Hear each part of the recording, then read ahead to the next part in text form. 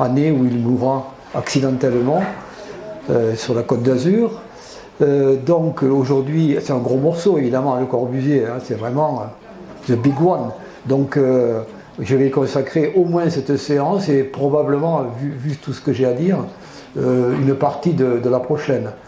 Alors en tout cas aujourd'hui, je pense pouvoir vous parler au moins de son projet à Saint-Dié des Vosges en 1946, de la construction de la fameuse cité radieuse unité d'habitation de Marseille, de 1947 à 1952, et puis le fameux projet et la mise en et le chantier très important de la ville nouvelle de Chandigarh en Inde, à la demande du gouvernement indien, qui à l'époque présidé par Nehru. Et si j'ai le temps, on verra en suivant la construction de ces deux chefs-d'œuvre de l'architecture religieuse du XXe siècle, que sont l'église de Ronchamp, non loin de Saint-Dié d'ailleurs, au sud des Vosges, et le couvent de la Tourette près de Lyon. Voilà, le cabanon de la Roquebrune Cap-Martin, c'est le petit cabanon qui s'était fait construire pour passer une partie des étés, depuis les années 50, où il descendait régulièrement sur la Côte d'Azur, où il s'est construit un petit cabanon, sorte d'unité d'habitation réduite de quelques mètres carrés, où donc il avait un grand plaisir à se rendre chaque année, et à partir duquel il allait se baigner tous les matins dans la Grande Bleue au pied de chez lui, et c'est là qu'il est mort d'un accident cardiaque. Voilà. Donc nous commençons aujourd'hui par son projet pour la ville de Saint-Dié des Vosges, pour laquelle il est sollicité en 1945. Mais on peut se poser la question, pourquoi spécialement Saint-Dié? Saint-Dié, nous avons vu la dernière fois qu'elle a été dévastée par les Allemands, alors lorsqu'ils se sont repliés en novembre 1944, laissant la ville donc incendiée, en grande partie détruite, et qui finalement aurait pu, comme je vous l'avais dit, peut-être être reconstruite à partir de ces ruines, en les consolidant, en les réparant, mais le parti a été pris, on ne sait trop pourquoi, de finalement tout raser et de rassembler les débris sous forme de grands tas, comme ça, assez géométriques d'ailleurs, en attendant de choisir quel serait le mode de reconstruction, qui serait le choix d'urbanisme qui serait fait par le conseil municipal et les habitants de la ville.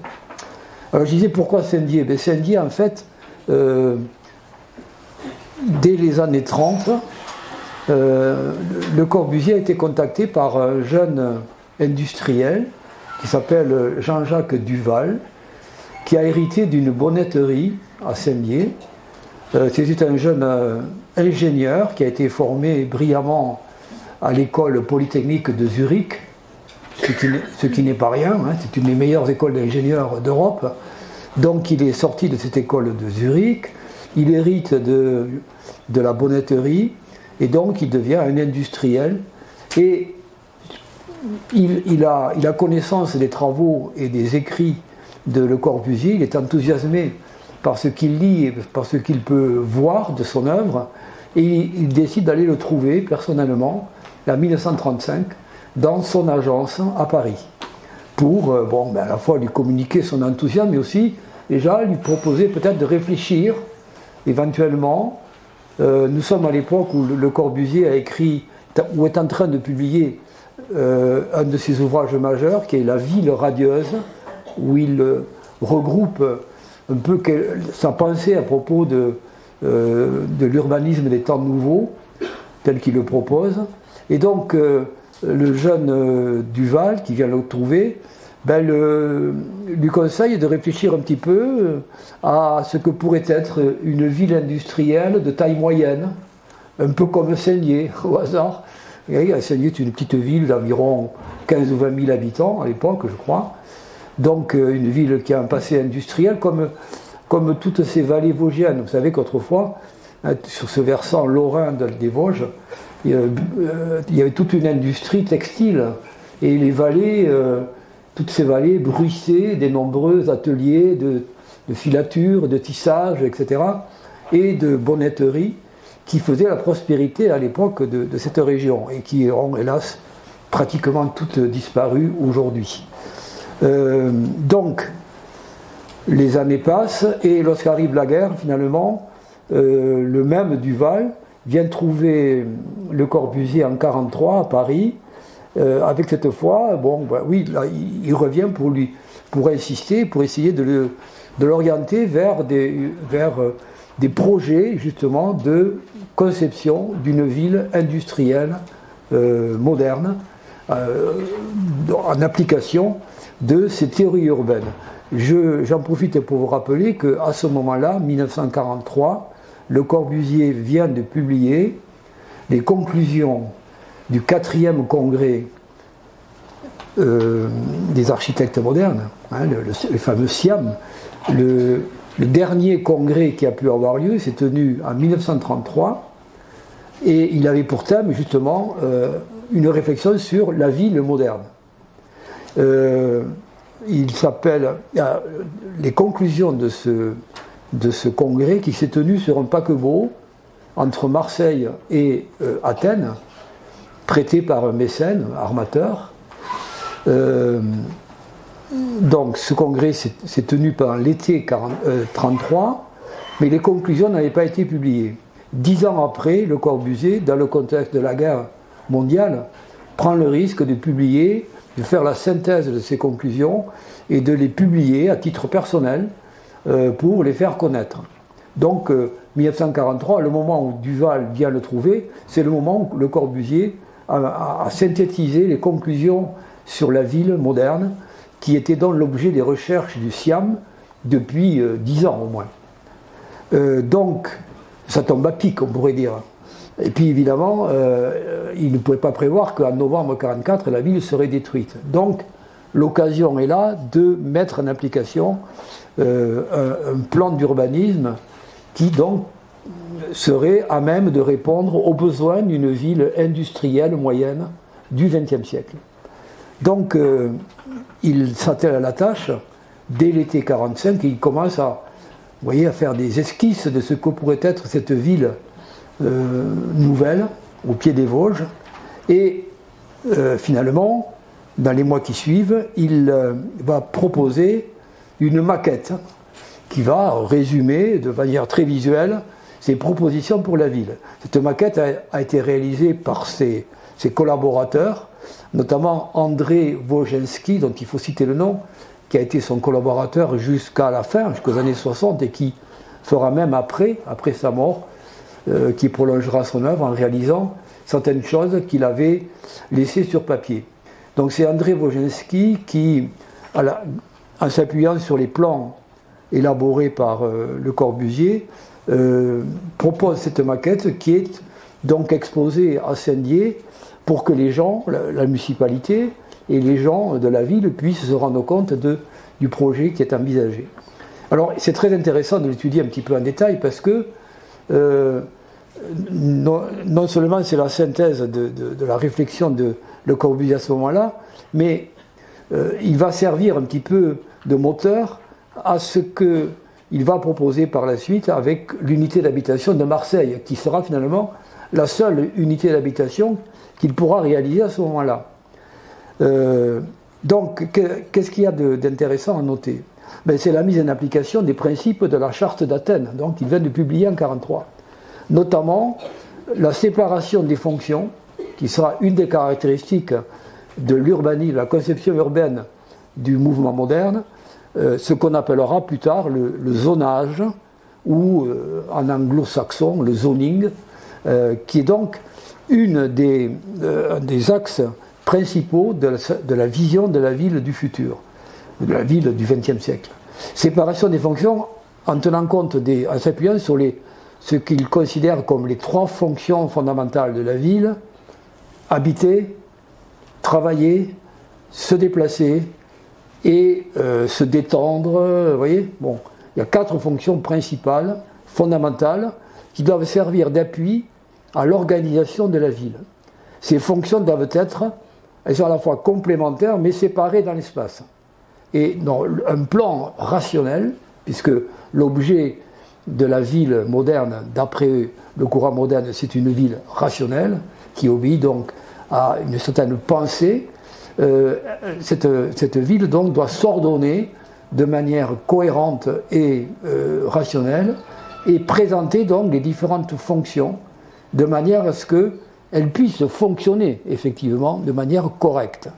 Alors vous voyez ici en particulier que le cœur de la ville est constitué par un centre civique où se regroupent tous les grands services publics, je vais les détailler tout à l'heure, mais aussi ici un musée, une bibliothèque et un cinéma, mais aussi des commerces et d'autres services.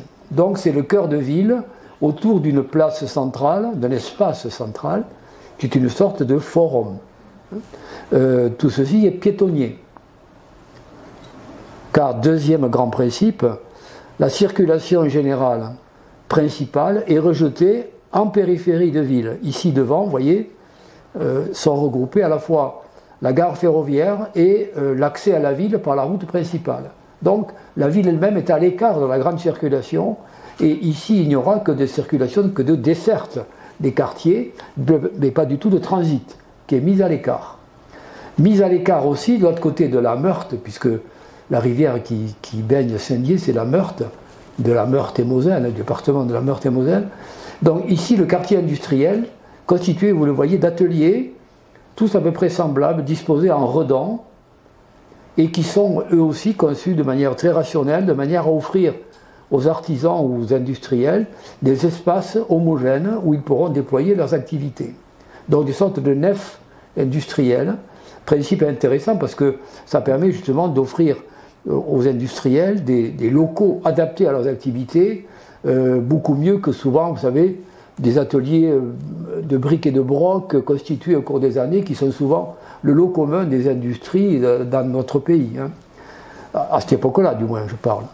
Vous remarquez, alors ensuite, on passe à ce troisième grand secteur, même principal secteur, c'est les quartiers d'habitation.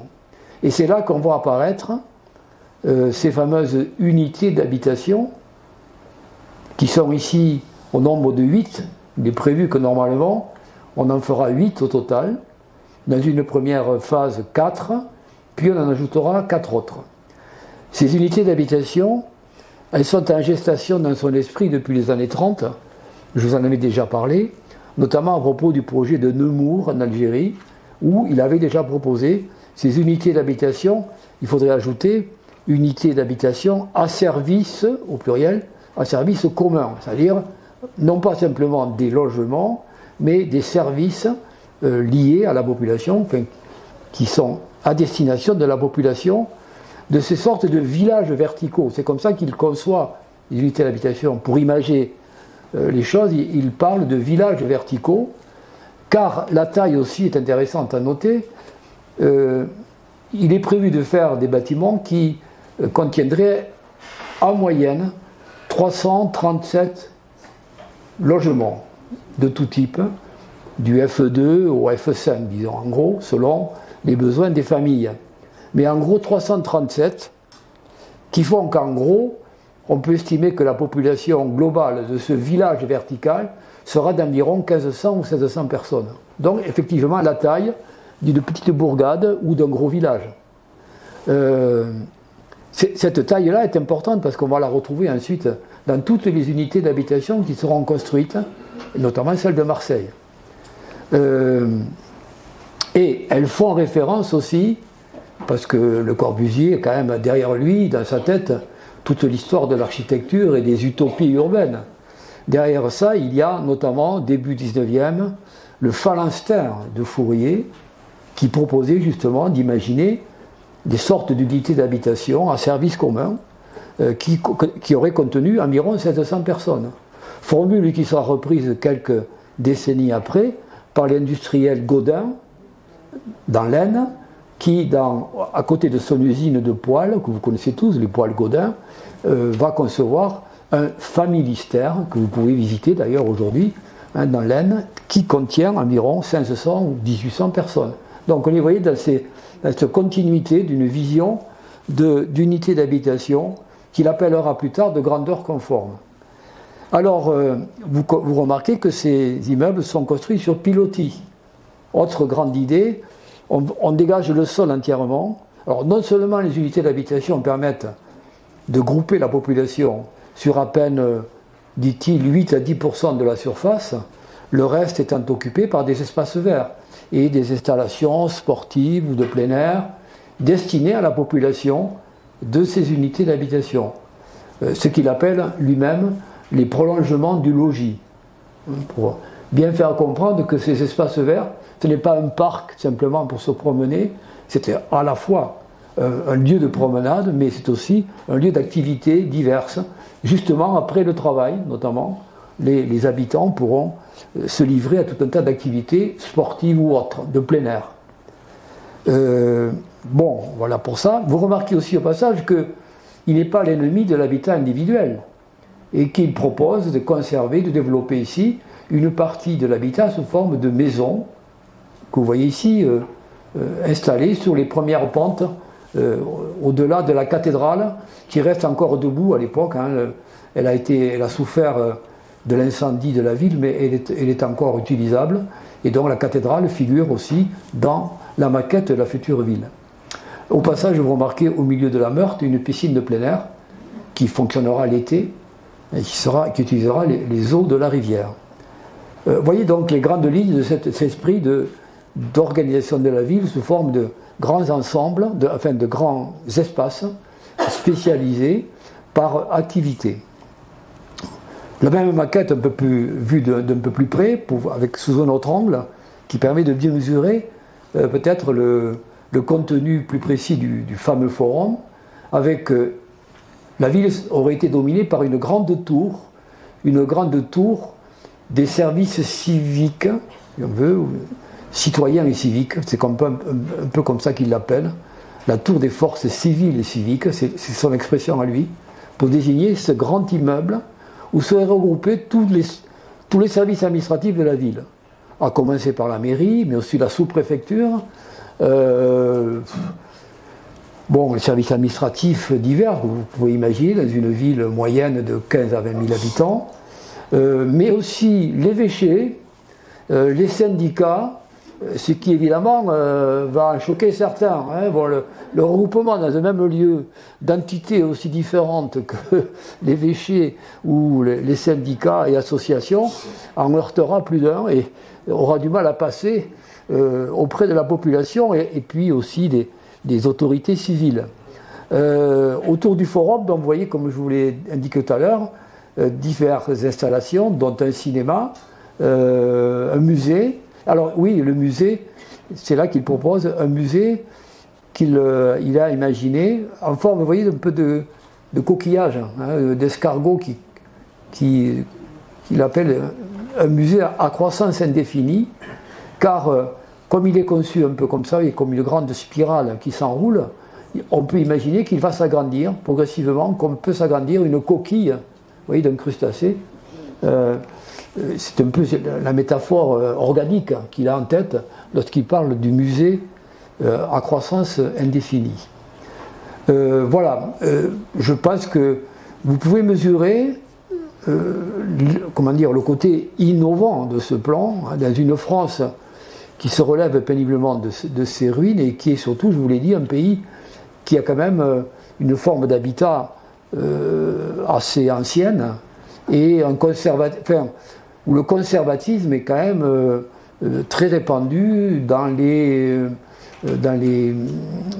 administrations et dans les municipalités. Je veux dire que, certes, moi je vous ai fait un cours sur le courant moderne en France, mais il faut bien comprendre que ce courant moderne n'a qu'un écho assez limité et que, globalement, dans notre pays, à ce moment-là, bien des conseils municipaux sont plutôt réticents, enfin hésitants en tout cas, on va dire, devant les propositions les plus hardies de ces gens qui font partie du mouvement moderne, dont Le Corbusier est la tête de proue, bien entendu. Et aussi, je dirais, la tête de Turc, parce que précisément, il est en permanence exposé aux critiques. En tant que leader, en tant que chef de file de ce courant, est celui aussi qui, je dirais presque volontairement, s'expose au volet de critique permanente. Et elle ne manque pas de tomber, alors que par contre, ce projet de plan est salué ailleurs, à l'étranger en particulier, aux États-Unis, où on en prend connaissance, comme vraiment, voilà la France de demain qui est en train de s'élaborer sous nos yeux. Donc ce plan est accueilli avec beaucoup d'enthousiasme ailleurs, mais comme nul n'est prophète en son pays, il est accueilli plutôt de façon, on va dire, difficile, hein, dans la ville de Saint-Dié elle-même, où les gens sont partagés. Il y a des gens qui sont de son côté, des industriels, des commerçants, une partie de la population locale est plutôt favorable à un nouveau plan très moderne. Mais une autre partie, comme je vous l'ai dit à propos d'autres villes bombardées, voudrait retrouver son pas de porte, son magasin d'autrefois, etc. Donc il y a ce débat qui est là, permanent, et finalement, au bout du compte, Le Corbusier, qui était à peu près sûr de son coup, il pensait, alors après les échecs de La Rochelle et de Saint-Gaudens par exemple, il pensait que là il avait touché le pompon et que son plan pour Saint-Dié allait être adopté. Ben, pas du tout, patatrac. En janvier 1946, le conseil municipal se prononce contre, à la majorité, pas à l'unanimité, mais à la majorité. Donc son plan est finalement rejeté, et à la place, Saint-Dié va édifier, voilà, des immeubles, je dirais, néoclassiques, on pourrait dire, d'inspiration néoclassique, hein, qui sont fabriqués un peu, on pourrait trouver un peu le parti d'Orléans, vous vous rappelez, les immeubles d'Orléans, hein, c'est un petit peu ça. Donc rien à voir avec le plan proposé par Le Corbusier. Voilà, donc nouvel échec à Saint-Dié. Mais entre-temps, et grâce d'abord à Raoul Dautry, vous vous rappelez, le premier ministre de la Reconstruction, pendant les premiers mois, avant qu'il démissionne en janvier 1946, suite au départ du général de Gaulle, Raoul Dautry est le premier à passer commande auprès de Le Corbusier d'une unité d'habitation à construire à Marseille. Mais, j'oubliais quelques mots quand même, il y a quand même une trace intéressante de Le Corbusier à Saint-Dié. C'est finalement toujours le même jeune industriel, hein, Jean-Jacques Duval, qui obtient de Le Corbusier qu'il lui reconstruise son usine qui a été endommagée, hein, par le sinistre de novembre 1944, et donc Le Corbusier lui reconstruit une usine que je n'hésite pas à appeler de prototype d'usine verte, au sens de architecture durable, on pourrait dire, et tenant compte de l'environnement qu'il propose. Alors, elle est toujours en fonction aujourd'hui, c'est une usine de bonnetterie qui aujourd'hui, je crois, est spécialisée dans la fabrication de tissus plutôt de luxe à destination des grandes maisons de couture, qui est un moyen de survie pour les entreprises du textile en France aujourd'hui. C'est plutôt la production haut de gamme que la production bas de gamme ou moyenne gamme, hein. Donc voilà comment Duval survit aujourd'hui, mais voilà l'architecture qui est proposée en 1946 avec, vous voyez, une façade exposée au plein sud, avec des pare-soleil. Voilà, c'est là que pour la première fois, il construit ces fameux pare-soleil qu'il utilisera ensuite dans d'autres chantiers, notamment à Marseille, et qui vont être un peu sa marque de fabrique dans ces années-là. Pare-soleil qui, comme leur nom l'indique, sont destinés à briser, hein, le rayonnement du soleil de manière à ce que, à l'intérieur du bâtiment, on ait une lumière plus diffuse et plus apte, plus homogène, de manière à éclairer avec la lumière naturelle l'intérieur des ateliers.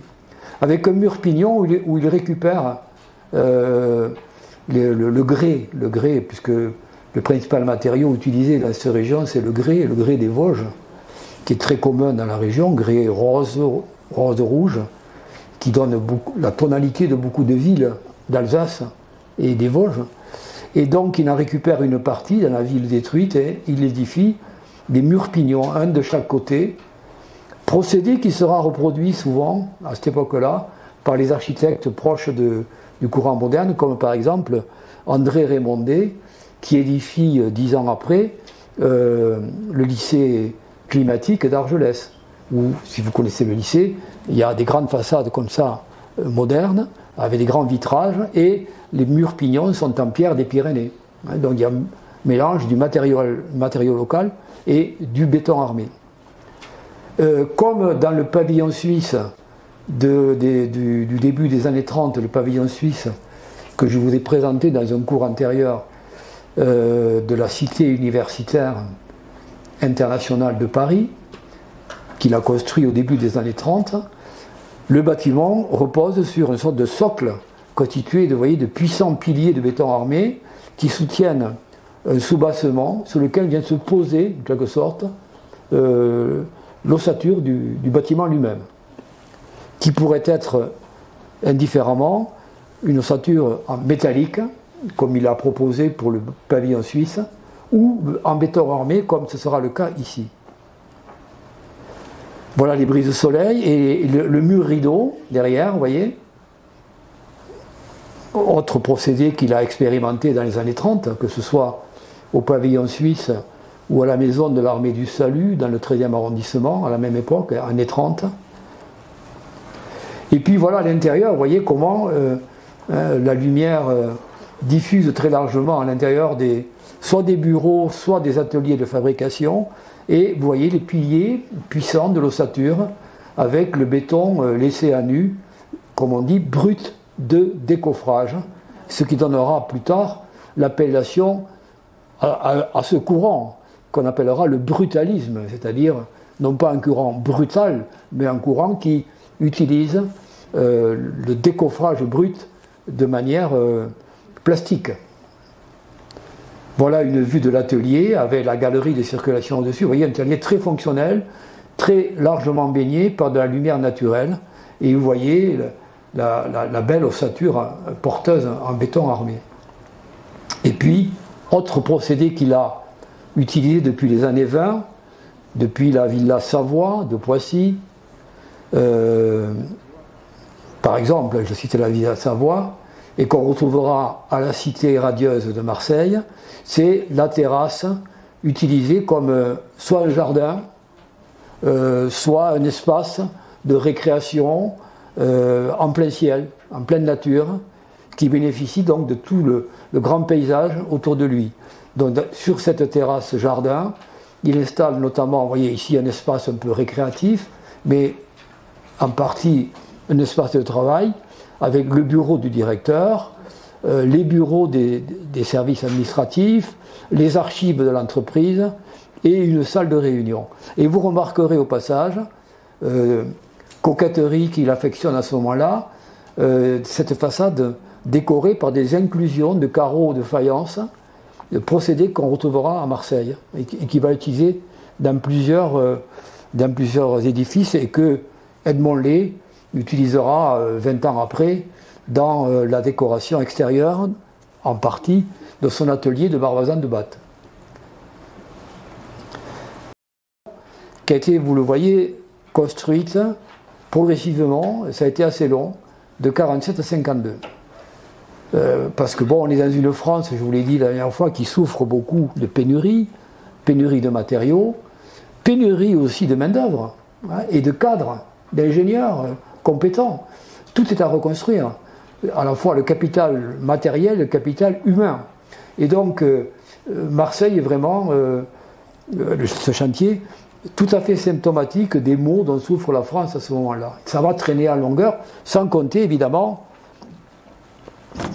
comment dire, les imbroglios administratifs ou politico-administratifs, puisque vous savez que la roulette a commencé à tourner dans les ministères, hein, caractéristique de la 4e République, et que se succèdent divers ministres qui, chacun à leur tour, se posent la question est-ce qu'il faut continuer ou pas ce chantier considéré comme un peu pharaonique, car les coûts, évidemment, explosent.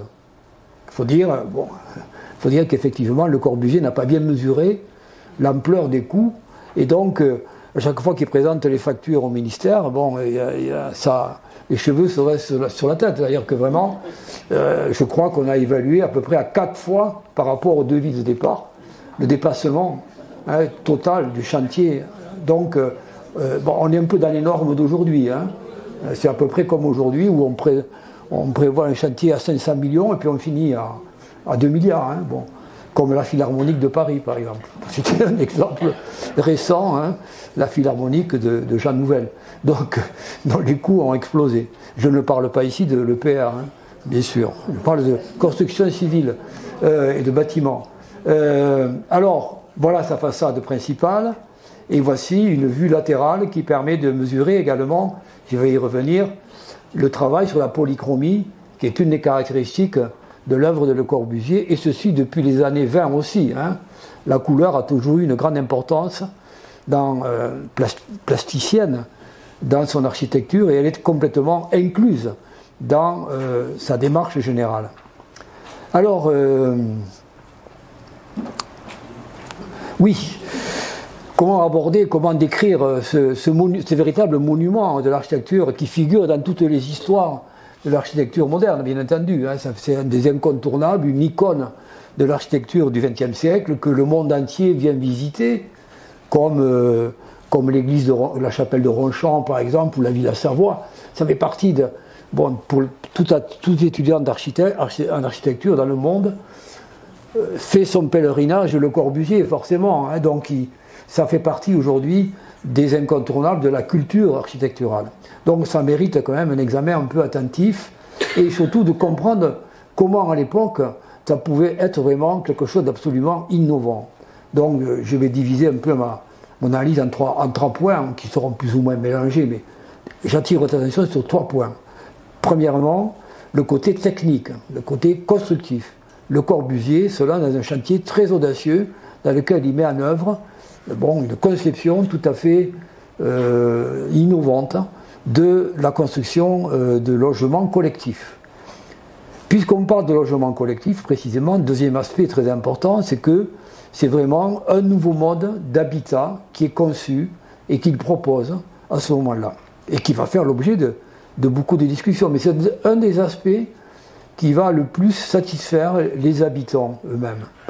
Parce qu'en fin de compte, c'est bien les occupants dont il faut parler. Or, toutes les enquêtes qu'on fait depuis 70 ans à propos de ce bâtiment prouvent que les occupants, les habitants eux-mêmes, sont toujours très satisfaits, y compris aujourd'hui, de l'habitat qui a été proposé par Le Corbusier il y a 70 ans.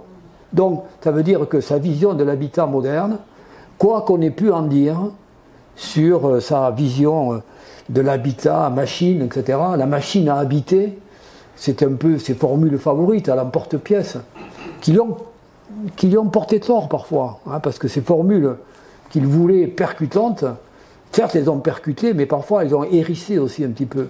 Concevoir l'habitation humaine comme une machine à habiter, bon, ça a soulevé un petit peu d'inquiétude. En tout cas, c'est là qu'il peut, grandeur nature, expérimenter à l'échelle d'un bâtiment collectif ce nouveau mode d'habitat. Et puis en même temps, donc, une expérience plastique à travers ces procédés constructifs et décoratifs. Alors, il a, là, cette fois, il s'est un peu secoué la carcasse, hein, alors qu'à Saint-Dié, il avait été un peu feignant et qu'il avait cru que c'était gagné et qu'il suffisait de présenter une superbe maquette et que ça allait rouler. Là, il a compris qu'il fallait quand même qu'il se donne un petit peu de peine. Et donc, il a passé beaucoup de temps en présentation orale, en exposé, en conférence, en film même, il y a des archives filmiques intéressantes, à essayer d'expliquer à la fois au grand public et aussi au public spécialisé les vertus de ces choix. Et là, vous voyez en particulier une photo très connue où l'on voit comment il a dessiné, il adorait dessiner, schématiser tout le temps. Il avait toujours un carnet avec lui, il faisait en permanence des croquis. Donc vous voyez là, derrière lui, comment il explique la structure interne de l'unité d'habitation, avec en particulier ce qui va beaucoup marquer les esprits, c'est ces superstructures sur la terrasse, tout à fait étonnantes, et l'installation de la maternelle sur le toit, sur le toit terrasse. Ça m'a beaucoup frappé, l'opinion. Mais en même temps, vous voyez les principes de base, en particulier ici, vous voyez un œil, là, de ce côté-là, Vous voyez un soleil ici, le soleil de midi, et ici le soleil de fin d'après-midi, soleil couchant. Il montre comment son architecture et sa conception des façades est conçue pour tenir compte des divers éclairements du jour qui donnent sur les appartements. Appartements qui, soit dit en passant, sont tous traversants, c'est-à-dire d'une façade à l'autre. Chaque appartement a deux façades. Donc côté plutôt sud-est de ce côté-là et plutôt nord-ouest, ouest de ce côté-là. Donc il tient compte de tout ça pour organiser son ensemble de bâtiments. Et vous le voyez donc ici, autre point important, de tous ces appartements, on jouit, littéralement, on jouit du grand paysage qui se déroule, qui est là exposé, hein, le magnifique paysage de Marseille. Il faut bien le dire, Marseille a quand même un environnement paysager absolument exceptionnel. Et puis il y a cette lumière méditerranéenne, hein, qui baigne la ville et le site de Marseille. Donc tout ça entre en ligne de compte dans sa conception de cet immeuble. Voilà, vous voyez là ici, il montre comment les appartements sont conçus pour une famille. C'était bon. Là, comment dire, la conception d'ensemble de cet immeuble, c'est un habitat collectif à destination principalement de familles.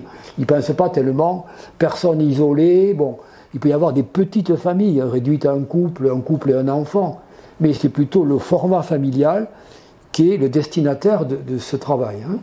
Donc des familles qui auraient de 2 à 3 enfants en moyenne, ce qui est un peu le standard général de notre pays. Vous voyez également ici une photo, alors là c'est la gloire un peu internationale, hein, publiée par Life, le grand magazine américain que vous connaissez sans doute, qui n'existe plus d'ailleurs aujourd'hui, hein, mais qui à l'époque connaissait ses heures de gloire et qui sera imité partout dans le monde. Hein, comment dire, l'Express, Paris Match, là, ce sont des petits-enfants de Life, hein, ou Der Spiegel en Allemagne.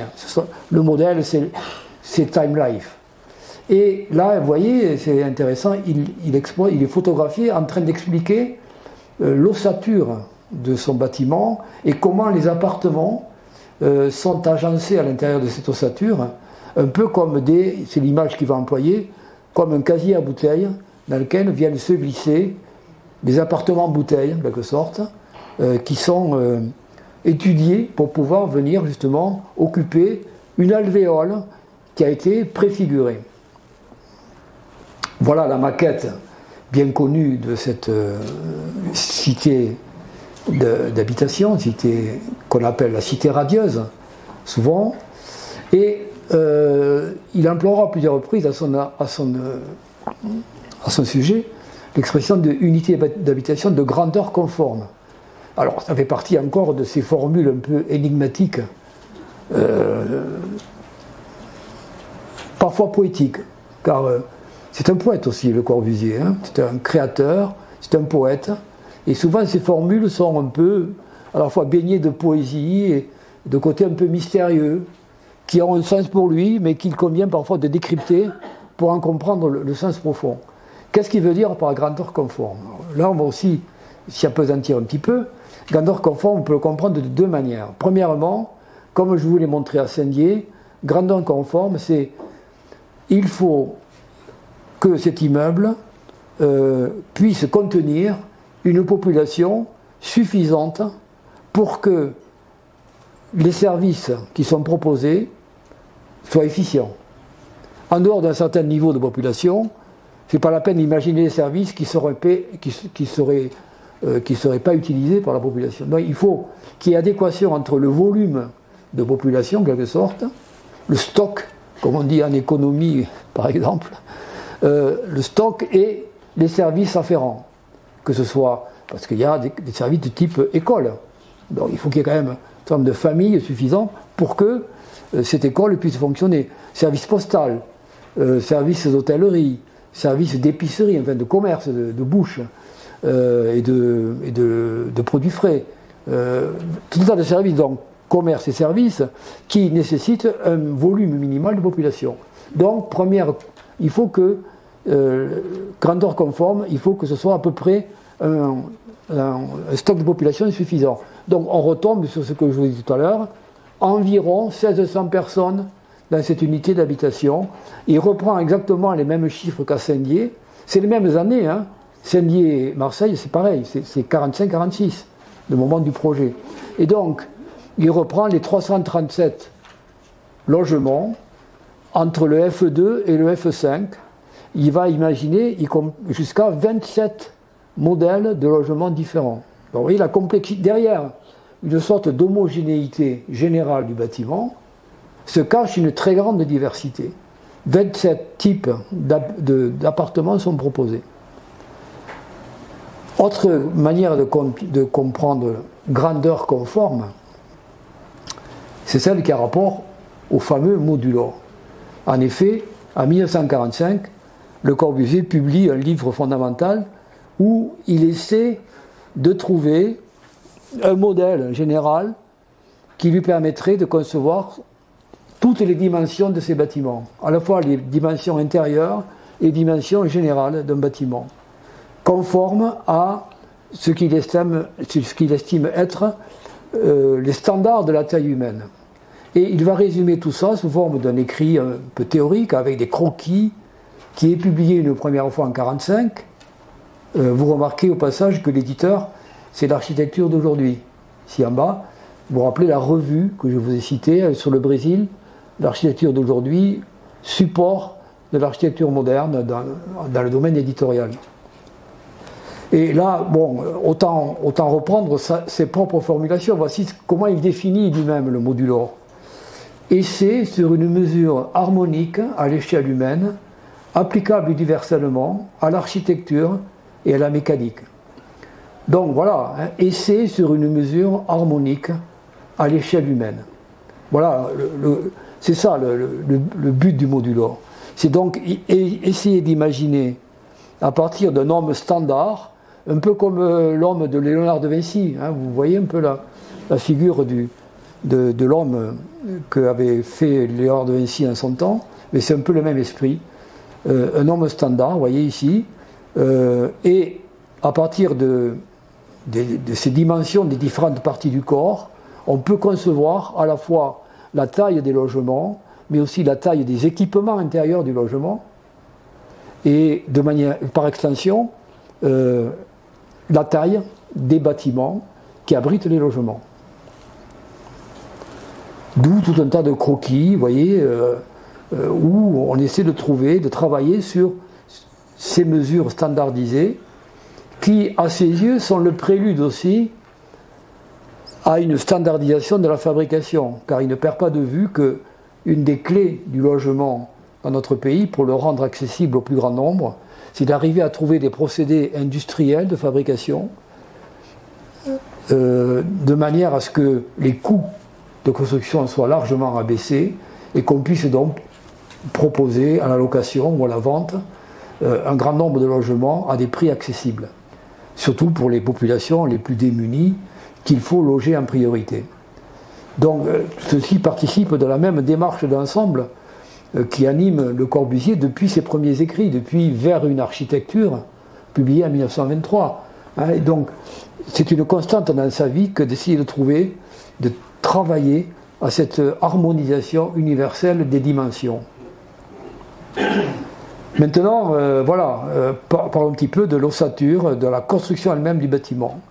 Le bâtiment, alors cette maquette se trouve, vous pouvez la voir, à l'incontournable Cité de l'architecture et du patrimoine à Paris, au Palais de Chaillot, que je vous invite à visiter si vous voyagez à Paris, consacrer un moment à ce lieu qui est vraiment formidable pour, si on aime l'architecture, pour se confronter à l'histoire de l'architecture à travers notamment des maquettes qui sont absolument géniales pour comprendre comment ça marche, quoi, finalement. Alors voilà comment ça marche. Ça, c'est le niveau du sol ici. Hein. Et ça, c'est l'entrée avec un superbe auvent en béton armé qui s'envole un petit peu comme ça, qui accueille les habitants. Donc voilà le niveau du sol, et voilà ce qui est enfoncé dans le sol. Donc il y a une série de pieux de béton armé absolument colossaux qui vont permettre de supporter l'ensemble de l'ossature du bâtiment elle-même. L'ossature est constituée, comme je vous l'ai montré à Saint-Lié, où j'ai fait allusion au pavillon suisse de Paris, par une série donc de piliers, on peut l'appeler comme ça, de piliers en béton armé ici, qui vont donc soutenir une sorte de plateforme que vous voyez ici, elle-même en béton armé, et c'est sur cette plateforme puissante que l'ensemble du casier à bouteilles, en quelque sorte, va être posé. Lui-même composé, lui-même fait de béton armé. Donc, ici vous avez une ossature de dimension de 4 mètres, je ne sais plus combien, ça c'est le module de base, qui constitue donc l'ossature elle-même du bâtiment, laquelle va ensuite recevoir du matériel de recouvrement, ici, des façades, des éléments de façade qui vont venir se placer, être plaqués, et qui eux sont fabriqués hors chantier, en usine. Donc là, utilisation de la préfabrication, on coule, tout ça est coulé sur place. Ça c'est du béton qui est coulé sur place. Mais les éléments de façade, ici, et les éléments des logements qui vont venir se glisser dans les alvéoles sont fabriqués hors chantier, dans des usines de préfabrication. Et ils sont assemblés et montés sur place. Voilà justement ces puissants piliers, vous voyez, de béton armé, donc qui supportent le socle ici au-dessus. Il y a à peu près 8 mètres, je crois, de hauteur, me semble-t-il. Là, à peu près. Et donc, ces piliers-là, qui sont eux-mêmes, vous voyez, la recherche d'effets plastiques quand même, c'est pas n'importe comment, c'est pas fait n'importe comment. Vous voyez, ils sont obliques, ils sont biseautés.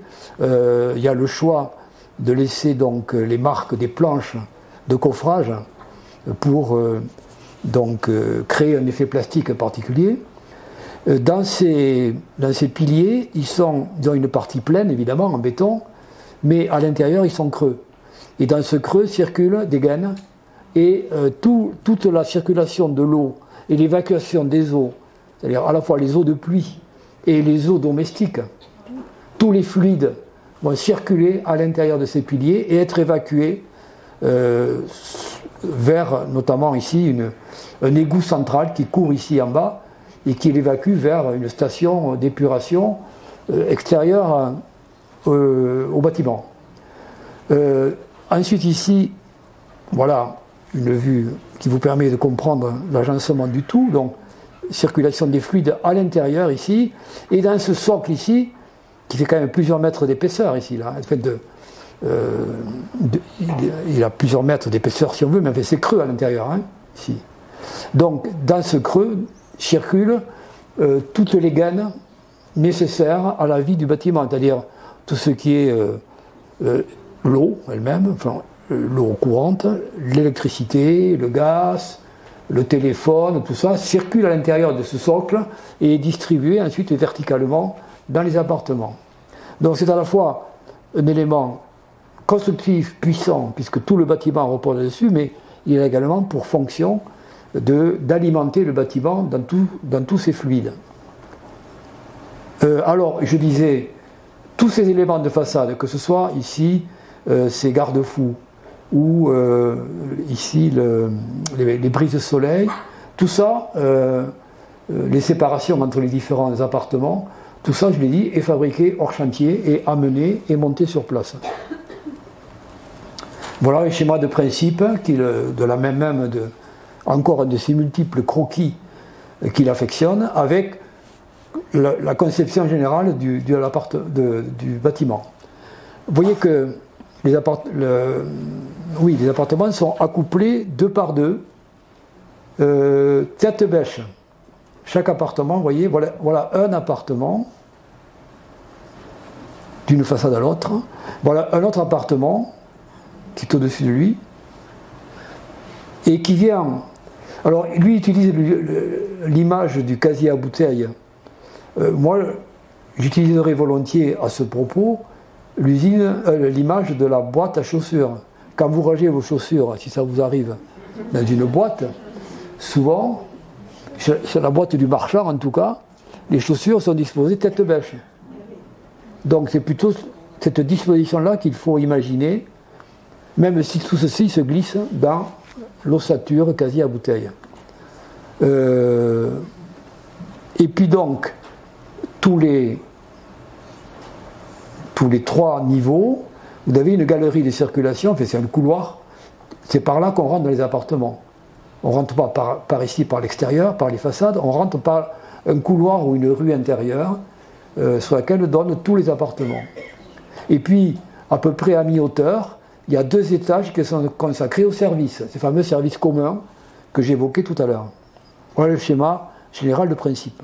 Et voilà, sur une image assez spectaculaire, comment chaque appartement vient se glisser dans son alvéole.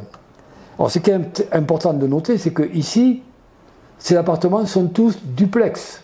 Voilà, un grand luxe qui est offert à ces nouveaux habitants de la cité radieuse. C'est donc que chacun d'entre eux bénéficie d'un ensoleillement ou d'un éclairage maximal par l'extérieur grâce à cette loggia, ici, qui peut s'ouvrir ou se fermer. Ici, on peut replier cette menuiserie et faire à ce moment-là de la loggia un prolongement naturel du séjour, ou bien le maintenir fermé. Chaque appartement a ce même dispositif, mais quelle que soit la taille. Et à l'intérieur, vous avez un coin cuisine, un coin repas, un coin séjour. Au-dessus, en mezzanine, la chambre des parents. Et en arrière, les chambres des enfants. Voilà un peu ce dispositif. Je vous signale que ce dispositif, c'est exactement celui qu'Edmond Lay a repris dans la résidence Le Navarre. Ils sont toutes munies, enfin en tout cas, oui, toutes de duplex ou de triplex qui utilisent le même procédé, le même dispositif. Donc vous voyez que le rayonnement de cette réalisation de Marseille est vraiment très important. Ça vraiment, c'est l'arrière-fond de la culture architecturale de beaucoup d'architectes. Même si après on critique certaines conceptions de Corbusier, n'empêche que ces enseignements de ces années-là ont percolé à travers les écoles d'architecture et ont gagné donc un peu tous les cabinets d'architecture de l'époque. Voilà plus en détail, vous voyez, ce dispositif en tête bêche avec un appartement ici, un appartement là, la rue couloir d'accès ici, vous voyez, et donc chacun de ces appartements bénéficie d'une lumière et d'un ensoleillement maximal et d'une vue superbe en général sur le paysage, soit urbain de Marseille, soit des alentours, les collines de Marseille-Veyre ou de la mer, qui est pas là, tout près, quoi. On est à 1 kilomètre de la mer, pas plus, je crois. Donc c'est vraiment tout à fait intéressant. Et voilà une photo d'époque qui vous montre justement cette loggia qui est ici grande ouverte, vous voyez, et qui donc constitue un prolongement naturel de l'espace de séjour. Selon la saison, selon que le Mistral souffle ou pas, vous pouvez ouvrir, fermer, etc. Donc, en même temps, vous voyez le baby-boom. Il y a pas mal d'enfants. Nous sommes dans les années post-guerre où le baby-boom a commencé à se manifester et où le taux de natalité augmente. Donc, il faut faire face à ces besoins nouveaux. Et donc, Le Corbusier a prévu en haut école primaire et maternelle. C'est un peu logique. Ceci dit, vous voyez que l'appartement n'est pas très large. Ça, c'est la largeur de l'appartement. Vous voyez, donc les appartements sont dans la profondeur plutôt, non pas dans la largeur. De manière à ce que chaque appartement puisse bénéficier du même accès à la lumière, au soleil, à l'air. Et à la verdure qui est en bas, enfin, qu'il a prévu en bas. Et voilà justement une vue d'un peu d'époque où l'on voit en même temps la largeur de l'appartement, l'accès au premier, donc là où est censé être la chambre des parents, mettons là, et puis les meubles modernes de l'époque, avec les nouveaux matériaux, le formica, le contreplaqué, tous ces matériaux qui déboulent à ce moment-là et qui vont peupler tous les intérieurs français de l'époque, progressivement. De même, vous remarquez le souci d'éviter d'encombrer l'espace par des meubles qui servent à rien.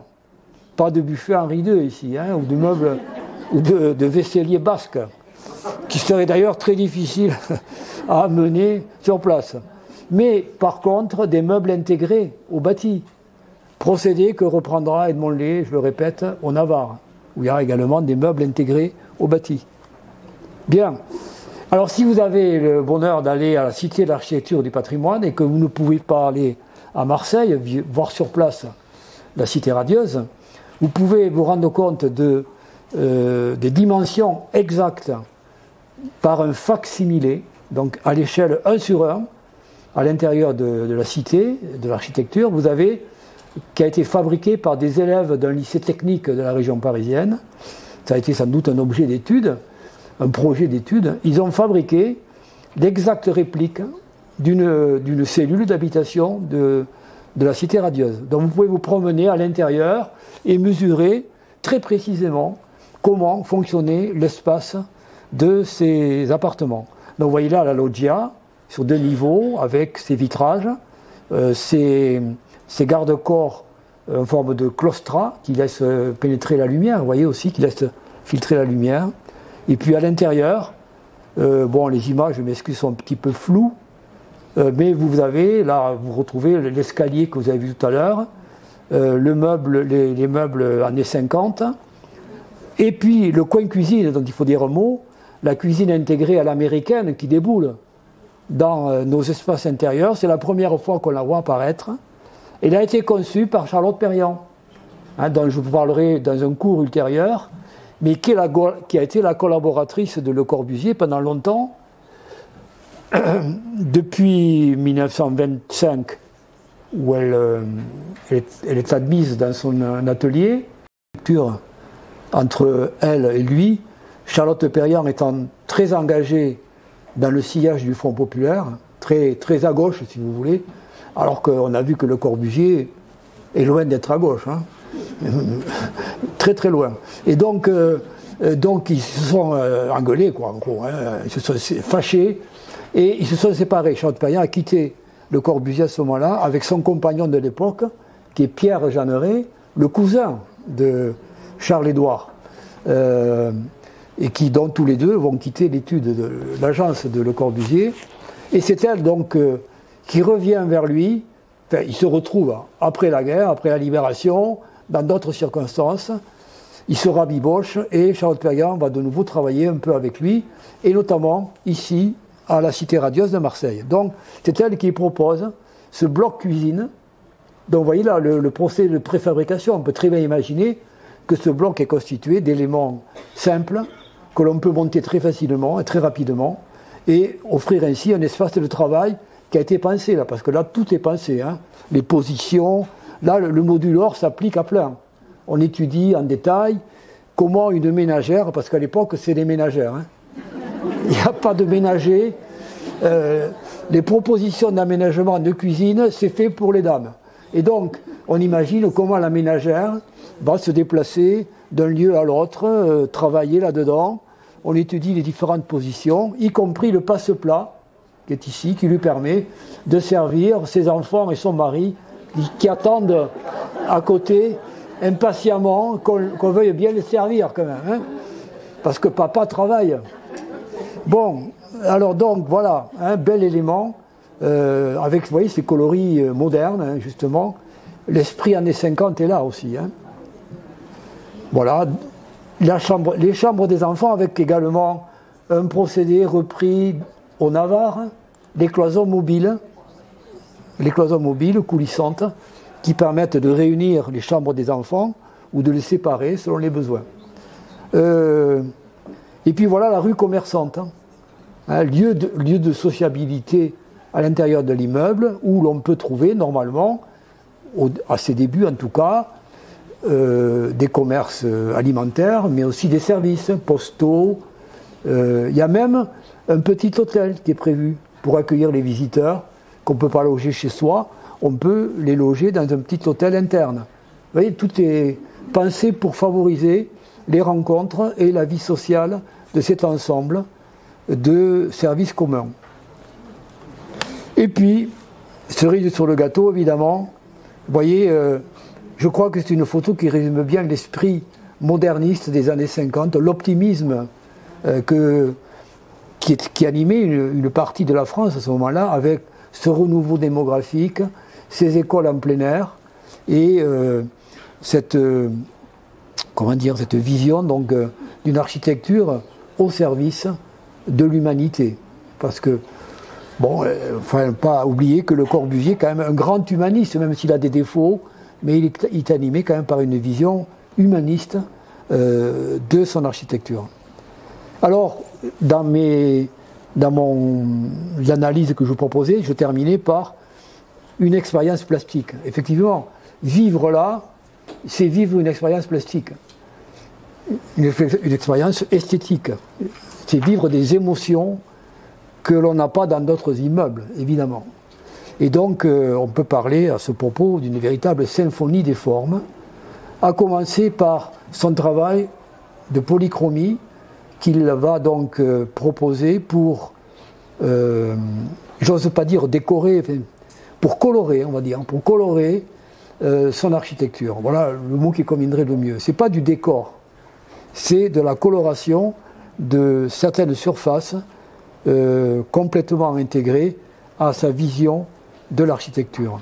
Donc ça, ce sont des études que j'ai photographiées, qui étaient exposées il y a quelques années à une exposition tout à fait remarquable de Pompidou, de Beaubourg, sur le mouvement de l'Union des artistes modernes, dont faisait partie Charlotte Perriand et Le Corbusier à sa fondation dans les années 30, et qui était donc une expo très très intéressante pour voir des documents qui souvent sont assez inaccessibles. Donc voilà une étude préalable de Le Corbusier de coloration de ces façades qui donne ceci, ou de plus près ceci, vous voyez, comment l'utilisation de couleurs primaires participe du dynamisme de l'architecture. C'est en tout cas le sens que voulait lui donner Le Corbusier. La couleur procure des impressions, des sensations que l'architecte doit intégrer pour animer un peu plus son architecture. Et puis donc, visiter ce bâtiment, c'est comme le préconisait Le Corbusier, une promenade architecturale. L'expression est de lui, hein. Depuis les années 20, il dit que l'architecture, c'est une expérience de vie, c'est une expérience esthétique, c'est une expérience émotionnelle qui ne peut se ressentir qu'en se déplaçant dans l'architecture, soit à l'extérieur, soit à l'intérieur, les deux, et que c'est à travers cette promenade architecturale que l'on s'imprègne de la puissance de l'architecture proposée, ou des qualités de l'architecture proposée.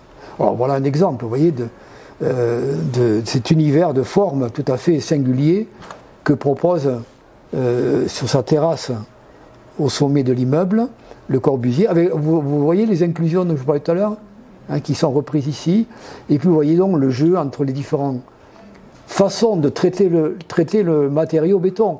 Vous vous rappelez qu'à la même époque, Perret, de son côté, au Havre, pratique aussi, vous voyez, une esthétique du béton. Je vous en ai un peu donné quelques exemples.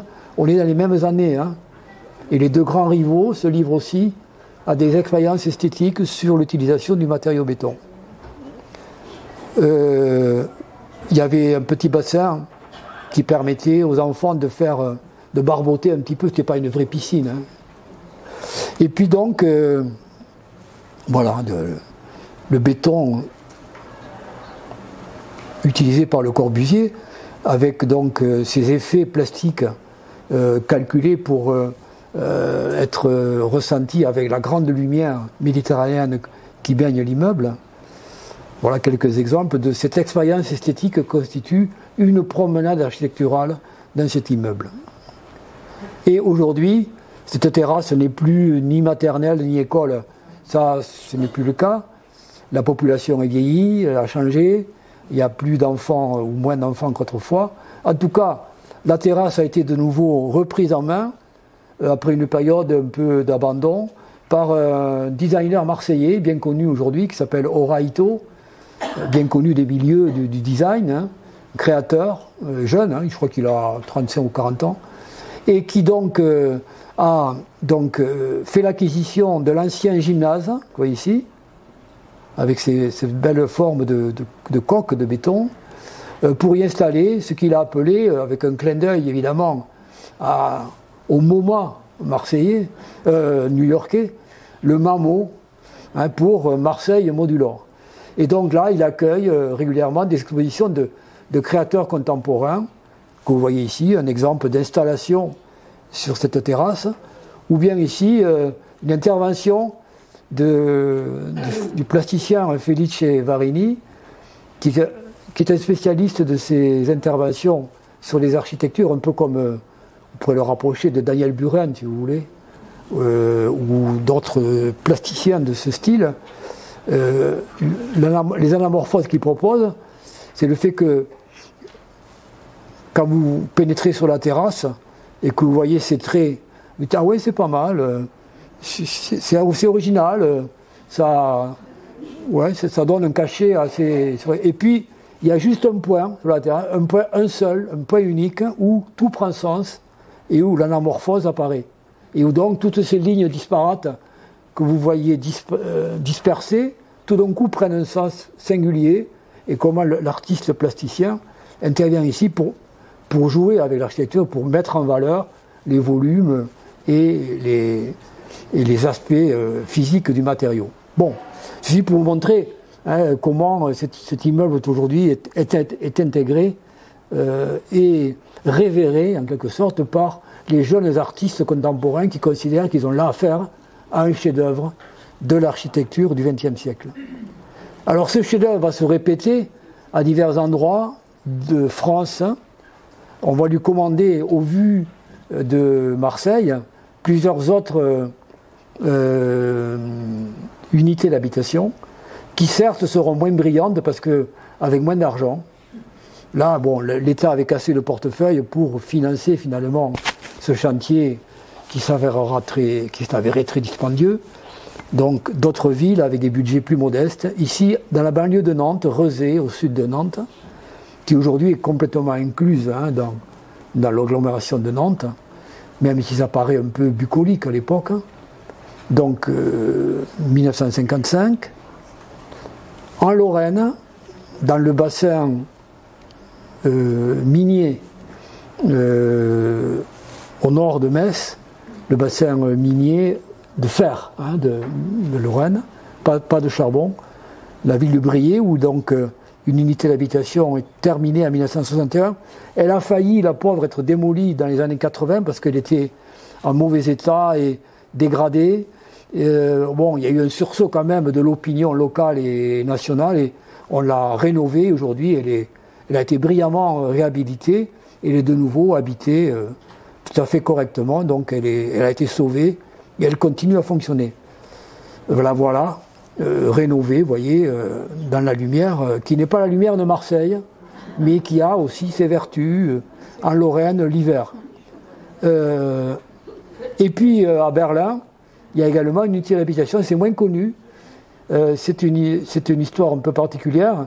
Nous sommes à l'époque de la guerre froide, où Berlin-Ouest et Berlin-Est font face, avant la construction du mur. Mais à l'Est, les autorités est-allemandes de la RDA ont construit une gigantesque artère qui s'est appelée d'abord la Staline-Allée, et qui ensuite, évidemment, après la mort de Staline, a changé de nom et est devenue la Karl-Marx-Allée, et que vous pouvez d'ailleurs visiter. C'est une des grandes artères du Berlin d'aujourd'hui, et qui était un peu l'orgueil de la RDA. C'était l'architecture stalinienne dans toute sa splendeur, dans toute sa monumentalité.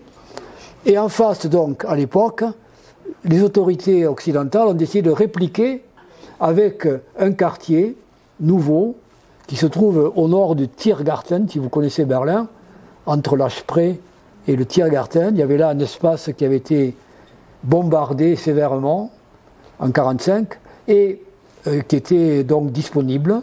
Et c'est là qu'on a choisi de construire un quartier moderne à l'occidental, avec ce que l'architecture moderne de l'époque pouvait proposer de meilleur, Et donc on fait venir là Le Corbusier, Gropius, Niemeyer, le gratin de l'architecture mondiale, avec à chacun une tranche à fournir. Et donc Le Corbusier élève une nouvelle unité d'habitation qui est, vous le voyez, toujours bien entendu habitée dans ce quartier de Hansa.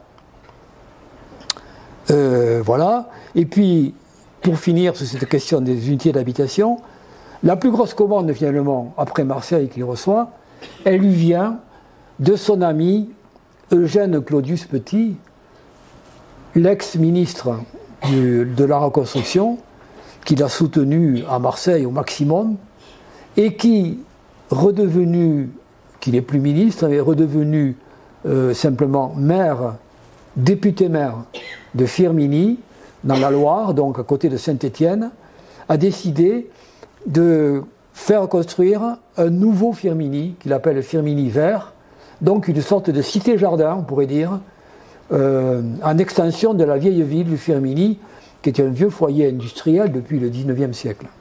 Donc, voilà une vue de ce nouveau quartier, vous voyez, avec des immeubles bas, des espaces verts, des services scolaires et autres abondants, donc un quartier qui se veut exemplaire.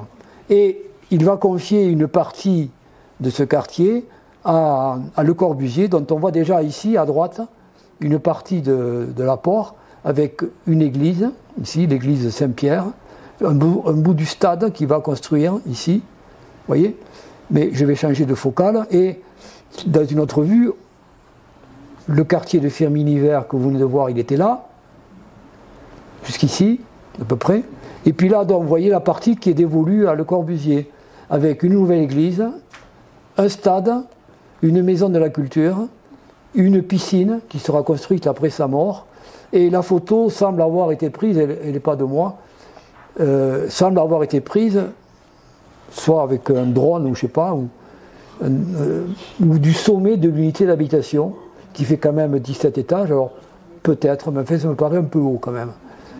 En tout cas, voilà, finalement, Claudius Petit offre à Le Corbusier la plus grosse commande qu'il aura jamais en France. En dehors de Chandigarh, dont on va parler après, en Inde, il n'a jamais reçu de commande de cet ordre. L'unité d'habitation de Marseille, c'est un seul bâtiment, ce n'est pas un quartier.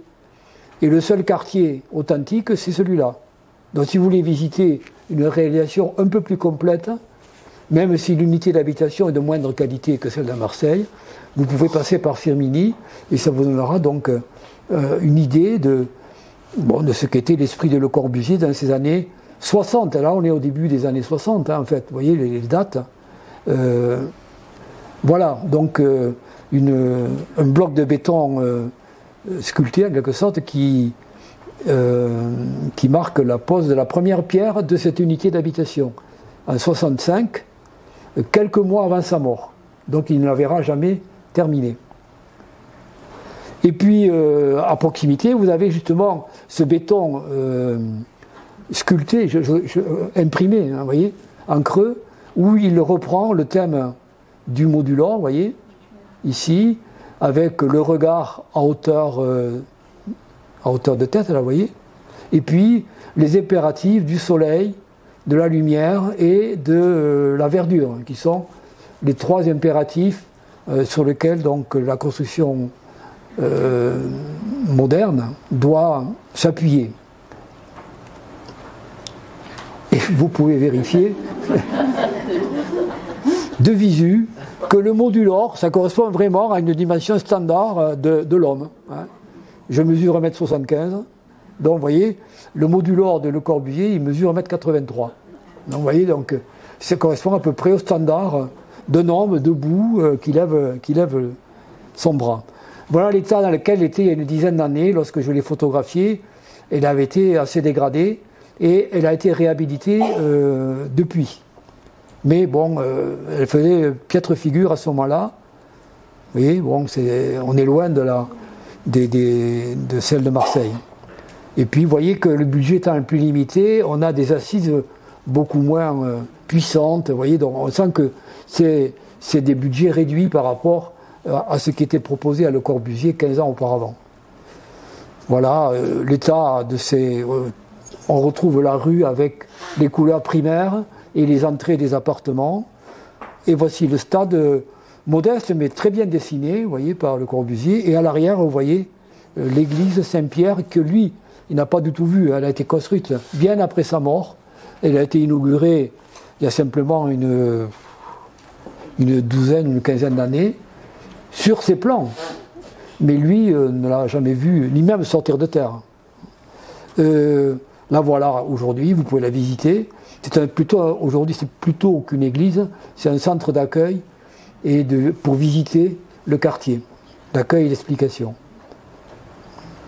Ce qui est intéressant, c'est de noter, vous voyez, dans l'emploi du béton ici, tout ce dispositif sont calculés pour que les eaux de pluie s'écoulent à la fois élégamment et efficacement vers la rigole ici, la gargouille en quelque sorte, qui va les évacuer vers l'extérieur. Donc vous voyez, tout ça, c'est pas de la sculpture qu'il a fait comme ça gratuitement, c'est fonctionnel. C'est pour l'eau de pluie, mais en même temps, vous voyez leur valeur plastique. Je crois que tout l'esprit de Le Corbusier est là, dans ce mélange entre le fonctionnel et le plastique. Voilà, sur le côté, bien. Et une remarquable maison de la culture où on retrouve ces impressions dans le béton frais. Au passage, à la même époque, vous allez encore une fois au lycée climatique d'Argelès et sur les piliers porteurs du gymnase, il y a également des empreintes comme ça magnifiques réalisées par le sculpteur d'origine roumaine qui s'appelle Ajdou et qui donc faisait partie de l'équipe d'André Raymondet, l'architecte. Vous voyez, avec une façade d'un côté qui met en avant l'ossature porteuse, et puis ici un magnifique porte-à-faux, une façade en porte-à-faux qui domine une sorte de petite falaise où s'étale ici le stade. Le stade que vous avez vu précédemment, il se trouve ici en contrebas, et là vous avez cette belle façade, vous voyez, très dynamique, en complet porte-à-faux sur cet espace-là. Et voilà l'entrée ici avec ce jeu, vous voyez, là aussi toujours ce souci de la lumière, travailler la lumière avec des pare-soleil, cette fois non pas horizontaux, mais verticaux, des lames qui viennent strier donc en quelque sorte l'éclairement, enfin l'éclat du soleil, et le fragmenter à l'intérieur de manière à le diminuer. Et vous retrouverez ce procédé de lames verticales, pas loin d'ici, à la bibliothèque municipale de Tarbes, à côté du jardin Massé. Vous avez de magnifiques lames verticales, brise-soleil, qui sont construites, la bibliothèque est des années 60. Donc on est, vous voyez, dans ce contexte où on invente des formes à l'époque, tout à fait fonctionnelles, et en même temps qui ont une valeur plastique, me semble-t-il, tout à fait intéressante. Voilà. Bien. Et nous arrivons à un nouveau chapitre. Bon, mais c'est bien de savoir un petit moment. Donc il reçoit la commande de la fameuse ville de Chandigarh en Inde. Alors oui, pourquoi Chandigarh? Parce que nous sommes à l'époque des années d'après l'indépendance de l'Inde, où a eu lieu la fameuse partition de l'ancien royaume des Indes, des Anglais, au moment de l'indépendance, la partition entre la partie qui va s'appeler la République indienne, en majorité hindouiste de tradition, mais avec une forte minorité musulmane, et la majorité musulmane qui va choisir de créer un État séparé, le pays des purs, le Pakistan. Le Pakistan qui à l'époque comprend deux parties, qui sont le Pakistan actuel, sur l'Indus, avec à l'époque Karachi comme grande ville, la principale ville, sur le port sur l'océan Indien, et le Pakistan oriental qui est le Bangladesh d'aujourd'hui. N'oubliez pas que ces deux parties étaient le Pakistan d'origine. Et qu'à un moment donné, le Bangladesh, dans les années 70, a fait sécession par une guerre sanglante. Donc, nous sommes ici, au nord de l'Inde, vous voyez. Voici New Delhi, la capitale actuelle de l'Inde. Et un des résultats de cette partition qui, vous le savez, s'est accompagnée d'atrocités. Hein. Il y a eu des centaines de milliers de gens massacrés dans les transferts ou les fuites de population entre les partis à majorité musulmane et les partis à majorité hindouiste. Donc, page sanglante de l'indépendance indienne. Résultat pour nous, le riche état du Pendjab, grenier à blé de l'Inde, se trouve coupé en deux, et la capitale de l'état traditionnel, Lahore, se retrouve au Pakistan. Donc, un des soucis du gouvernement de New Delhi, c'est de donner à ce morceau du Pendjab dont ils héritent une nouvelle capitale. Voilà le projet de Chandigarh, qui a été décidé donc par Nehru à ce moment-là. Nehru, c'est le premier ministre indien de l'époque. Alors, je reviens à la photo parce qu'elle est assez aussi symptomatique. Nous sommes bien placés aujourd'hui pour savoir à quel point l'image a un poids dans la façon de fabriquer de la vérité historique. Hein. Je veux dire, les reporters de guerre, etc., ont façonné une certaine vision des guerres et de toutes les conséquences des guerres. Bon, donc ici, Le Corbusier, qui est abondamment photographié, vu que c'est quand même un artiste de taille mondiale, on pourrait dire, je crois que c'est intéressant de noter qu'il est, on pourrait dire, représenté, au sens propre du mot, représenté sous forme de sorte de pionnier ou d'explorateur. Il a un peu l'accoutrement. Il n'y a plus le pape, vous voyez, qu'on voit souvent. Il a plutôt l'apparence de quelqu'un, d'un pionnier qui s'avance sur l'horizon, dans lequel se dresse un personnage qui a la main levée, qui l'affectionne beaucoup à ce moment-là, et qui est un peu un symbole de paix, quelque sorte, la main ouverte, qu'il va utiliser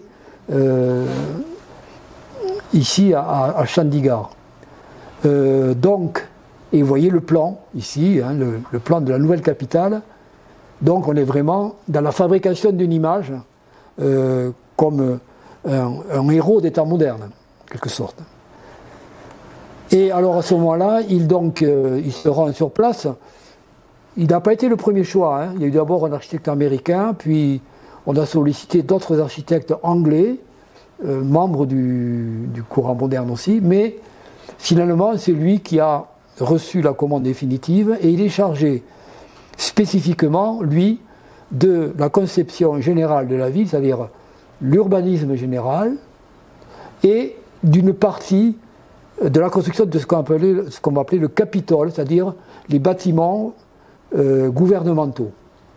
Mais le reste de la ville va être construite par une équipe d'architectes dirigée par Pierre Jeanneret, son cousin, avec qui il s'est réconcilié, comme avec Charlotte Perriand, et à qui il va confier la conduite des opérations sur place. Donc, l'architecte d'opération générale sur place, c'est Pierre Jeanneret. Lui, c'est le concepteur d'ensemble. Voilà, hein, comme une nouvelle photo où l'on voit Le Corbusier avec les grands de ce monde. Hein, donc, il côtoie l'aristocratie du monde. Hein, donc, le voilà auprès de Nehru, sans doute en train de lui décrire l'organisation de Chandigarh. Alors, comment s'est organisé Chandigarh? Là, Chandigarh est composé d'un grand damier de districts qui font environ chacun 800 mètres sur 1400 mètres environ. Vous voyez, chacun de ces grands rectangles, c'est une sorte d'ensemble d'habitations qui est conçu pour être relativement autonome, avec des services afférents à la population et des espaces verts, des espaces d'activité. Et l'ensemble de ce grand damier est dimensionné au départ sur à peu près un carré de 5 km sur 5 et conçu pour abriter environ 500 000 habitants. Voilà le projet de départ. Une nouvelle capitale de taille raisonnable dans un pays où la croissance urbaine commence à se faire sentir, où il y a déjà de très grandes villes. Se dire aussi que c'est au même moment, à l'autre bout du monde, sur le plateau du Mato Grosso, le Brésil édifie aussi une capitale nouvelle qui s'appellera Brasilia. Et donc on est, vous voyez, dans ces années, des années 50, début des années 60, où de par le monde, il y a comme ça des États qui se dotent de capitales nouvelles, animés par un esprit de modernité qui les caractérise, quoi, hein, c'est vraiment ou accompagne la volonté de modernisation de ces États nouveaux, sur la carte géopolitique du monde. Donc à ce titre, vous voyez, cette architecture, au-delà de son aspect concret, matériel, symbolise aussi beaucoup de choses d'une époque. Et il faut le comprendre comme ça. Alors là, il va mettre en application sa théorie des 7 V, des 7 voies de circulation. Depuis le début, il préconise la séparation de la circulation mécanique, automobile ou ferroviaire, de la circulation des piétons ou de ce qu'on appelle aujourd'hui circulation douce, le vélo, par exemple. Et donc, là, il veut une application stricte de cette théorie qui hiérarchise les voies de circulation depuis les voies principales, V1, jusqu'aux voies de desserte de la maison, quasiment, le petit sentier, le petit cheminement par lequel l'écolier, le matin, avec son cartable et ses copains, se dirige tranquillement, en rigolant, vers son école. Donc il y a une hiérarchisation comme ça, une prise en compte des circulations selon leur fonction dans la cité, qui est extrêmement précise dans la ville. Et donc là, il le met en application, il a le champ libre pour le faire, et il va le mettre en application avec son équipe. Et voilà un plan plus détaillé, si vous voulez, qui vous montre un peu plus dans le détail l'extrême sophistication de ce plan, hein, qui ne se résume pas à un grand maillage comme ça, avec des ronds-points et des voies principales. C'est vraiment finement analysé, hein, et proposé. Donc chacune de ces unités comporte tous les services nécessaires à la vie quotidienne de cette population. Et puis il y a au centre un district particulier qui lui concentre les commerces et les services de niveau supérieur qui, eux, s'adressent à l'ensemble de la population de la ville comme dans une métropole ordinaire, hein. Il y a des services quotidiens et puis il y a des services de haut niveau qui ne s'adressent auxquels on s'adresse que de temps en temps, administratifs, médicaux ou autres. Et au nord de la ville ici, voilà où va s'installer le quartier administratif et politique, le siège du gouvernorat de l'État du Pendjab, puisque l'Inde est une confédération d'États sur le plan administratif, et donc l'État du Pendjab a besoin d'une assemblée, un gouvernement, une cour de justice, vous voyez, tous les attributs d'un État. Ici, on est au nord de la ville, et c'est pas anodin. Au nord de la ville, quand on regarde et qu'il fait clair, se dresse l'Himalaya. On est au nord de l'Inde, et donc le grand paysage que préconise Le Corbusier, là, ben, c'est l'Himalaya lui-même, qui n'est qu'à, je dirais, 150 km de là, je crois, à peu près. Ça paraît beaucoup, c'est peu. Hein. L'Himalaya, c'est 8000 mètres, hein, donc on le voit de loin. Et quand le temps le permet, quand la mousson le permet, on voit très loin. Donc, c'est le grand paysage à l'horizon du Capitole, ici, et des bâtiments du gouvernement. Voilà. Mais par contre, et alors là, on voit qu'il tourne le dos à ces préconisations de grands bâtiments collectifs type cité radieuse, ce qui montre au passage que Le Corbusier est moins dogmatique que la façon dont il a été présenté par ses adversaires. On a toujours critiqué le côté très doctrinaire et très dogmatique parfois de Le Corbusier, et force est de constater, ici, il s'adapte de façon très pragmatique aux conditions du pays, un pays pauvre à l'époque, avec des procédés constructifs simples. Il s'adapte, si vous voulez, aux procédés de l'architecture vernaculaire locale. Et donc la brique, pas ici, en dehors du Capitole, où il y a des grands bâtiments en béton, ici on est dans un habitat de taille très modeste, vous voyez, conçu pour des gens qui travaillent dans ces services, notamment gouvernementaux, donc une sorte de classe moyenne indienne, vous voyez, ni pauvre ni riche, mais qui a quand même un certain nombre des revenus convenables. Voilà un aspect de ces quartiers voyez, avec des circulations douces. Et puis quelques types d'habitats destinés, donc je le répète, plutôt à une population de fonctionnaires. C'est une ville de fonctionnaires au départ, hein, c'est une capitale d'État et pas une ville industrielle. Elle va le devenir après, aujourd'hui, mais pas à l'époque. Avec, vous voyez, quand même une certaine hiérarchie. On sent qu'il y a des quartiers différenciés qui s'adressent à des populations également différenciées. Là aussi, on voit qu'on passe à un habitat beaucoup plus modeste, semi-collectif. Et puis, évidemment, plus tard, Chandigarh va souffrir des mêmes maux que la plupart des villes indiennes, c'est-à-dire un afflux de population, donc des quartiers de type bidonville ou quartiers spontanés à la périphérie de la ville, non prévus dans le plan initial. Je crois qu'aujourd'hui, Chandigarh a 2 ou 3 millions d'habitants, à côté des 500 000 prévus au départ. Et que donc, on tombe forcément sur le spectacle lamentable des bidonvilles indiens en périphérie de ville, mais comme on est en Inde, qui côtoie les installations les plus ultramodernes. Vous savez que l'Inde est ce pays qui fournit le plus grand nombre d'ingénieurs au monde, quasiment, notamment en médecine et en ingénierie générale, à qui on s'adresse du monde entier aujourd'hui pour leurs services, qui est une de leurs activités principales. Hein.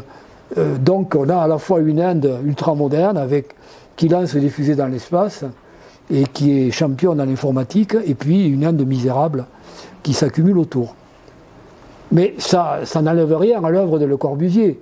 Voilà la maquette de ce fameux bâtiment du Capitole, qui est donc conçu sur un mode monumental, avec des bâtiments donc spécialisés, dont ici le bâtiment des ministères, un grand bâtiment, une sorte d'unité d'habitation, mais de bureau, à l'échelle de cette capitale, donc, qui va recevoir les services administratifs, le siège des assemblées, et puis ici la cour de justice, dont le pouvoir politique, le pouvoir judiciaire sont physiquement séparés, comme ici à une démocratie, vous le savez. Et puis ici, la place du Capitole, où il va donc imaginer une sorte de forum.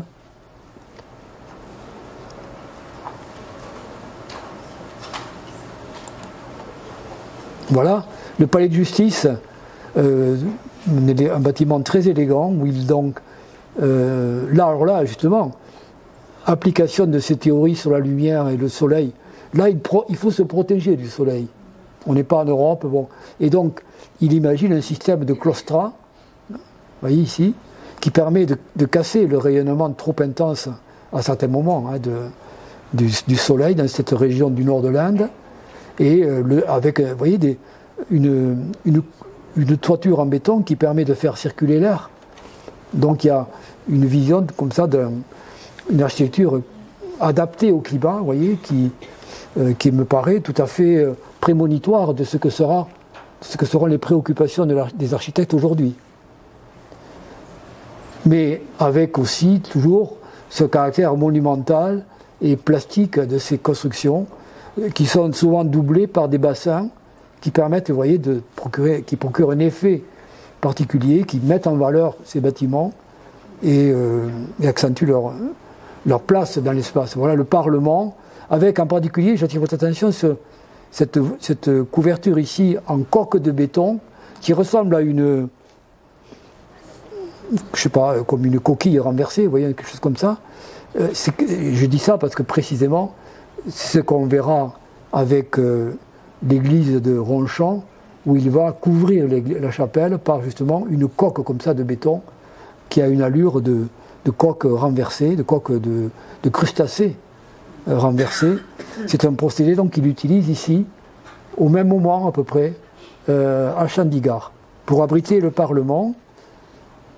Vous voyez, avec cette très belle lame de béton qu'utilise au même moment Niemeyer. Si vous avez vu des images du saccage des bolsonaristes du Parlement brésilien, vous avez peut-être pu remarquer ces lames verticales de béton qu'a conçu Niemeyer exactement à la même époque. Vous voyez, chez les deux grands architectes, on a des procédés plastiques à peu près identiques. Superstructure, comme à Marseille, mais à une autre échelle, qui domine les salles de réunion du Parlement, les chambres du Parlement. Portail d'acier émaillé avec un dessin de Le Corbusier lui-même, procédé qu'on retrouve également à Ronchamp à la même époque. Voilà le bâtiment des ministères. Et enfin, pour terminer, la sorte d'agora, forum qu'il avait imaginé avec cette main ouverte, signe pour lui de paix, et qui donc qu'on retrouve également sur l'esplanade de la chapelle de Ronchamp. On trouve, vous voyez, d'un continent à l'autre, les mêmes préoccupations esthétiques et éthiques également de Le Corbusier. Voilà, je crois qu'il est temps qu'on s'arrête pour aujourd'hui, donc précisément, ça nous amènera à la prochaine fois à voir de plus près donc ces deux chefs-d'œuvre absolus que sont la chapelle de Ronchamp et le monastère de la Tourette, qui sont des chefs-d'œuvre de l'architecture religieuse du XXe siècle, que nous verrons donc. Si cette vidéo vous a plu, vous pouvez nous rejoindre à l'Université du temps libre de Tarbes et de Bigorre à l'adresse utl-tb.info. Vous pouvez aussi nous encourager en cliquant sur le pouce vers le haut. Les commentaires de soutien sont également les bienvenus. Et n'oubliez pas, si ce n'est déjà fait, de vous abonner. Merci et à bientôt.